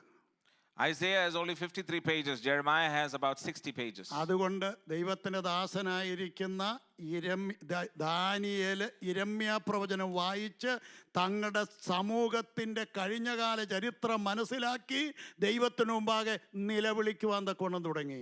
Daniel started weeping and lamenting before God, understanding the depth and profundity of the importance of fasting after reading the scriptures from Jeremiah. യെശയ്യാ പ്രവചനം 58 അധ്യായം വീട്ടിൽ പോയി വായിച്ചോ, അതിൻ്റെ അകത്ത് അവർ ഉപവസിക്കുന്ന നമുക്ക് കാണുവാൻ തക്കവണ്ണം കഴിയും. We also read the people fasting in Isaiah chapter 58.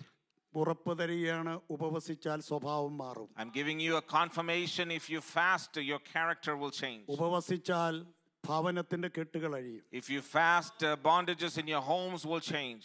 1980 ഞാനും ഭാര്യയും കൂടെ ഒരു തീരുമാനം എടുത്തു. In 1980, my wife and I, we took a decision. ദൈവമുമ്പാകെ ഇരുന്ന് കഴിഞ്ഞപ്പോൾ കർത്താവ് ഒരു പെട്ടെന്നൊരു പ്രേരണ നൽകി. എല്ലാ ചൊവ്വാഴ്ചയും ഉപവസിക്കുക, Every Tuesday we need to fast. എല്ലാ വെള്ളിയാഴ്ചയും ഉപവസിക്കുക, Every Friday we need to fast. എല്ലാ ഞായറാഴ്ചയും ഉപവസിക്കുക. Every Sunday we need to fast. വൈകിട്ട് 4 മണിയായിട്ടേ ആഹാരം കഴിക്കത്തുള്ളൂ. We only eat after 4 o'clock in the evening. 2006 ആയപ്പോൾ When it became 2006, ആരോ ആയെന്നൊരു ചിന്ത എനിക്ക് വന്നു. kind of felt like I am somebody at that point. ഞാനിങ്ങനെ കട്ടിലേക്ക് കിടന്നുകൊണ്ട് ഒരു പൊട്ടൻ ചിന്ത കൊണ്ടുവന്നു, കർത്താവ് ഇപ്പം സംഗതിയെല്ലാം മെച്ചപ്പെട്ടു, അതുകൊണ്ട് ഉപവാസം അങ്ങ് കുറച്ചേക്കാം. I kind of felt that I have made it in life, and I looked to God and kind of said, I think I can decrease the frequency of my fasting. അപ്പം ഞാൻ ഇത് ചിന്തിച്ചേച്ച് പിറ്റേ ദിവസം രാവിലെ ഒരു സഭയിൽ ചെന്നു. അവിടെ ചെന്ന് ഞാൻ തുടങ്ങിയ സഭയാണ്, ചെങ്ങന്നൂരിനടുത്തുള്ള ഇടനാടെന്ന് പറയുന്ന സഭ. അവിടെ ചെന്ന് കൈയൊക്കെ അട്ടിച്ച് മേശപ്പുറത്ത് അട്ടിച്ച് വലിയ പ്രസംഗം നടത്തി, വലിയ മിടുക്കനായിട്ട്. കാരണം അവിടെ ഉള്ളവരെ സ്ഥാനപ്പെടുത്തി ഞാൻ ആ കുഞ്ഞുങ്ങളെല്ലാം പ്രതിഷ്ഠിച്ച് ഞാൻ ആ ഗമയോടെ പ്രസംഗിച്ചേച്ച് വന്ന് സിറ്റ് ഔട്ടിലിരിക്കുമ്പം 8 മാസം മാത്രം വിശ്വാസി പ്രായമുള്ള ഒരു സഹോദരൻ എന്നെ തുറിച്ചു നോക്കിച്ച് അന്യഭാഷ പറയാൻ തുടങ്ങി. I went to that church that I once was used to establish. I know everybody there, almost everybody there. I baptized and dedicated. So I had that swag in me. With that pride, I went and ministered and preached with all my voice and clapped loud. And after everything was done, I was sitting out, and a man who was just a new Christian of 8 months looked at me and started speaking in tongues. പുതിയ ചില തീരുമാനമൊക്കെ എടുത്തല്ലേ എന്ന് ചോദിച്ചു. Looked at me and said, you have taken some new decisions apparently. ഞാൻ പറഞ്ഞു, പിന്നെ പുതിയ തീരുമാനമൊക്കെ എടുത്തു. I responded, yes, I did. New decisions. ഇത് പറഞ്ഞപ്പോൾ ഇവൻ അന്യഭാഷ കൂട്ടത്തുടങ്ങി. When I responded like this, he started speaking even more in tongues. അകത്തുനിന്നൊരു ചെറിയ പേടി. At that point, there was a fear that arose from my inside. അപ്പം ഞാൻ വിചാരിച്ചത് എന്താവാന്ന്. അപ്പോൾ എൻ്റെ ഈ മുഖത്തെ ഭാവം കണ്ട് അവൻ ചോദിച്ചു, ഉള്ള കാര്യം തുറന്നു പറയാം, ഇന്നലെ വൈകിട്ട് ഉപവാസം കുറയ്ക്കുന്നൊരു തീരുമാനം എടുത്തോ ഭാഷ എന്ന് ചോദിച്ചു. At that point, I wondered what was happening, and I started getting a little frightened. At this point, the man said, I'm not just asking any decision. Yesterday, did you take a decision to decrease the frequency of your fasting? ഞാൻ വിചാരിച്ച കർത്താവിയുടെ തുളയുണ്ടായിരുന്നെങ്കിൽ ഇറങ്ങി രക്ഷപ്പെടാമായിരുന്നു. ഈ പുള്ളിയുടെ മുമ്പിൽ ഞാൻ എങ്ങനെ രക്ഷപ്പെടും? I kind of felt that if there was a little hole here, I could just escape because I can't bear this embarrassment right now in front of him. പെട്ടെന്ന് പറയട്ടെ, പുള്ളി എന്നോട് പറഞ്ഞു, ഉപവാസം പുനഃസ്ഥാപിച്ചാൽ 3 കാര്യം നടക്കും. He told me, if you reestablish your fasting again, 3 things will happen in your life. നിന്നെ ഞാൻ വലിയവനാക്കും. I will exalt you to a certain place. നിന്റെ തലമുറയെ ഞാൻ വലിയ സ്ഥാനത്തെത്തിക്കും. I will honor your generation. നിന്റെ പ്രസ്ഥാനത്തെ ഞാൻ ഉന്നതിയിലെത്തിക്കും. I will establish and increase your organization, denomination. ഞാൻ ആ പന്ന കട്ടിലെ ചെന്നേച്ച് നെഞ്ചത്തടിച്ചു പറഞ്ഞു, പൊന്നു കർത്താവേ, ആയുസുള്ള കാലത്തോളം ഇത് പാലിച്ചോളാം. I went back to that little old bed and knelt and broke down and said, God, as long as I have life, I will follow the decision I took way back. John Wesley കുഞ്ഞായിരിക്കുമ്പം ബുധനാഴ്ച ഉപവസിച്ചു, വെള്ളിയാഴ്ച ഉപവസിച്ചു, ഞായറാഴ്ച ഉപവസിച്ചു. John Wesley, when he was a little kid, he used to fast Wednesdays, Fridays, and Sundays. Methodist സഭയുടെ വലിയ പുള്ളിയായപ്പോൾ അദ്ദേഹം അത് പാലിച്ചു. When he became the greatest among the Methodist community, he still followed that. ഞാൻ എൻ്റെ സഭയിൽ ബുധൻ, വെള്ളി, ഞായർ ഉപവസിക്കാത്ത ഒരുവനെയും ഓർഡൈൻ ചെയ്തില്ലെന്നാണ് ജോൺ വെസ്ലി പറഞ്ഞത്. John Wesley then said that I never ordained anybody who did not follow the similar pattern of fasting on Wednesdays, Fridays, and Sundays. ഒന്ന് മടങ്ങി വരാൻ പ്രിയമുള്ളവരെ, Can we come back? കാന്തൻ വരാൻ സമയമായി. Our Savior is coming very soon. ജീവിതം ക്രമീകരിക്കുവാൻ ഈ വചനങ്ങളാൽ ദൈവം നമ്മെ May the Lord help us to restore our life again.